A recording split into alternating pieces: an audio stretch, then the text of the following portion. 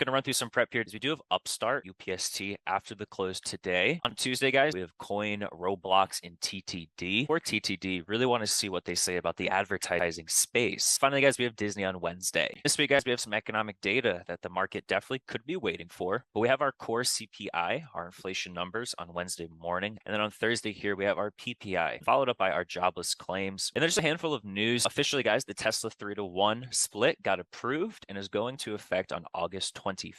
Because, Coin has earnings on Tuesday, really want to pay attention to them because they had some news last Thursday where they actually partnered with BlackRock, which in my opinion is pretty large news. And then we also, guys, had the Senate pass some clean energy bill, which is very good for EV stocks, solar stocks, such as things like FSLR. On Monday morning, NVIDIA came out here and kind of talked about their Q3 revenue. They see revenue, guys, of $6.7 billion with an estimate of $8.38 billion. So that is a very bad miss. Why did they say this so early?